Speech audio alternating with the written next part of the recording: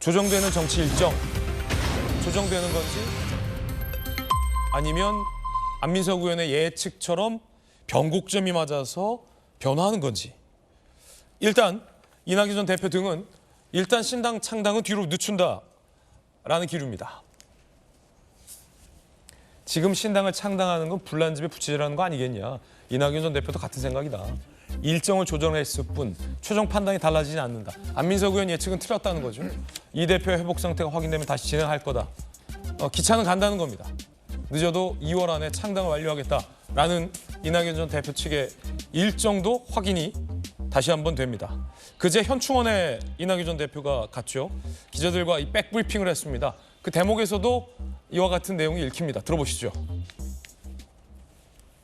모레 창당한다는 보도가 나오던데 당이라는 게 그렇게 고무신 찍어내듯이 나오는 게 아닙니다. 더구나 저로서는 오랜 당원들께 고별 인사를 드리는 게 먼저여야 옳지요. 고별 기자회견이 먼저라고 하셨는데 그럼 탈당 기자회견으로 이해를 해도 되는 건지? 가급적이면 늦추지 않는 것이 도리라고 생각하고요. 고별이라 그러면 알아들어 주시기 바랍니다. 꼭 그걸 야박한 표현을 써야만 정치부 기자인가요? 정치 이전의 인간이 먼저지요. 정치에는 예측 가능성이 중요합니다. 이 시점은 더 이상 오락가락하지 않는 것이 국민을 위해서 바람직하다고 생각합니다.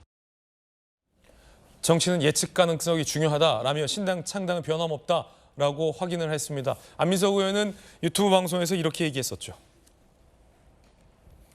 이 대표의 비극적 사건 계기로 중환자실 앞에서 밤을 새우는 모습으로 돌아와야 한다. 이낙연 전 대표한테 와서 중환자실 앞에서 밤을 새워라. 신당 접겠다는 메시지를 줘야 한다라며 신당 멈출 수밖에 없다라고 얘기를 했습니다. 우상호 의원님, 앞서 아주 조금 이 부분에 대해서 언급이 있었기도 했습니다만 사실 당내에서 신당 못하지 않아? 이런 안민석 의원과 같은 얘기들도 꽤 나온다고 하고 그 얘기를 듣는 다른 계 쪽에서는 야 이게 무슨 소리야? 기차는 가지. 이런 반박도 좀 나오고 있다고 하는데 우상호 의원께서 어떻게 보세요?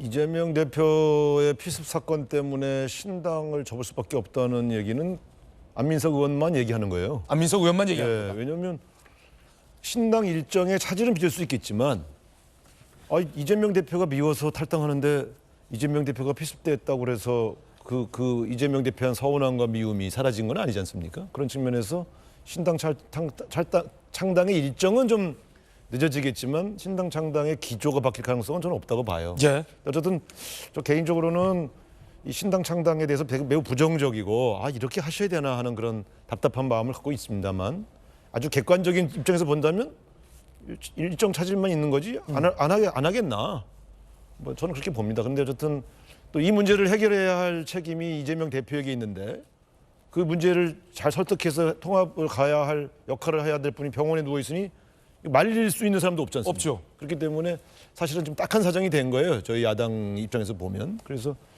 저도 개인적으로 원칙과 상식에 소속돼 있는 의원하고 뭐 술도 먹고 대화를 해보는데 그분들이 또 다 신당 간다는 것도 아니더라고요. 그러니까 오히려 불출마를 고민하는 분이 더 많은 것 같고 그래서 좀 시간을 좀 벌었기 때문에 그 사이에도 이런저런 대화를 할 수는 있을 겁니다. 근데 그 대화의 노력에 따라서 결과가 바뀔 수는 있겠지만 아직은 큰 뭐 신당 창당의 방향이 바뀔 가능성은 저는 아직은 없다고 보는 편입니다. 피습 직전 장면을 잊으셨을 것 같아서 우리 시청자 여러분들께서 워낙 다이나믹 코리아라 다시 한번 상기시켜드리면 프리비어스 스토리 마지막 장면은 지난화 마지막 장면은 눈 내리던 연말 이재명 대표와 이낙연 전 대표가 마주 앉아서 아주 빨리 식사를 마쳤습니다. 그리고 서로 양쪽 먼 산만 보고 아무 얘기도 없었다라는 게 마지막 장면이었습니다. 이를 두고 피습 전 당내에서는 이재명 대표도 봉합하려는 의지가 없다라는 관측이 많이 나왔습니다. 이재명 대표에게 의지는 있었습니까? 그럼요. 계속 연락도 하고 만나려고 했고 뭐 이제 초기에는 이낙연 대표가 피했죠 사실은. 그런데 왜냐하면 사퇴하겠다는 그 결심이 서문 찾아와라 이렇게 됐거든요. 근데 사실 그런 대화가 안 되지 않습니까? 근데 나중에 이제 한번 만났는데 아마 양쪽 다 이낙연 대표 입장에서는 큰 기대는 안 하고 만나셨을 거고, 근데 만남을 회피하고 탈당하는 게 더 옹색하니까 만나신 게 아닌가 싶고요. 이재명 대표 입장에서는 뭐 이러저런 설득을 해보려고 했지만 이제 이낙연 대표 입장에서는 뭐 하나만한 소리 아니야 이렇게 느끼고 이제 헤어지신 것 같아요. 근데 어쨌든 정치 지도자들이 만남이라는 게 참 이 극적인 타협을 이루지 않는 한 참 어렵습니다. 근데 뭐 어쨌든 윤석열 대통령과 이준석 대표가 만난 건 아니지 않습니까? 예. 우리는 그래도 만나긴 했잖아요.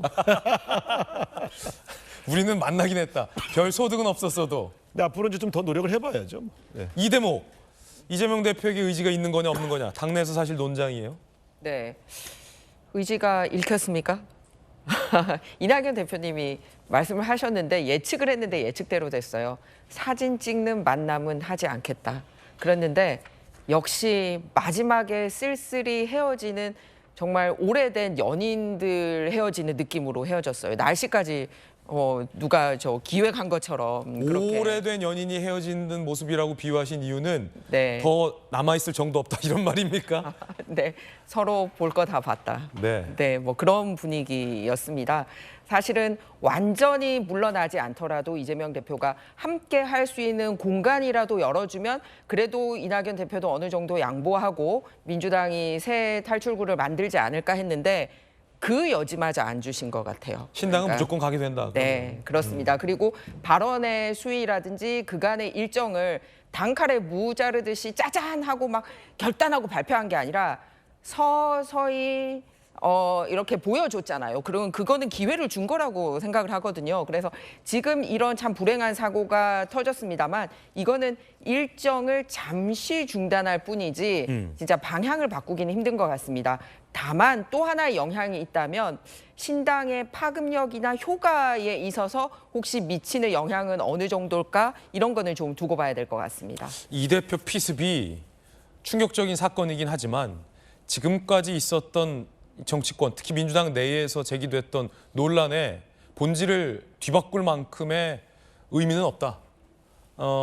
다만 이 대표가 빨리 완쾌를 해서 정치 일정으로 복귀를 해야 이 총선 레이스가 정상적으로 진행이 되기 때문에 양당 모두 다 이 대표의 회복을 바라는 목소리가 나온 것 같습니다. 또 다른 신당을 만들겠다고 나선 이준석 전 대표는 이낙연 신당 창당 여부에 대해서 뭐라고 얘기했을까요? 들어보시죠. 쉽지는 않을 거라 생각합니다. 사실 조급하거든요. 통관 출마하고 싶은 분들은. 그래서 우선은 3당이 그때까지 형체가 갖춰지지 않거나 그랬을 때는 1, 2당에 공천 신청할 수밖에 없습니다. 그걸 철회하고 3당으로 오는 건 거의 불가능합니다. 근데 예를 들어 지금 이재명 대표 이 회복에 어느 정도 시간이 걸릴지 모르지만 그럼 회복했니 나갈게 이렇게 그것도 이상하잖아요. 그러니까 이준석 전 대표는 이제 신당은 만들겠습니다만 양당에서 이제 뛰쳐나올 사람들의 주저함에는 영향을 줄 수 있다라는 의견도 제시가 됐군요.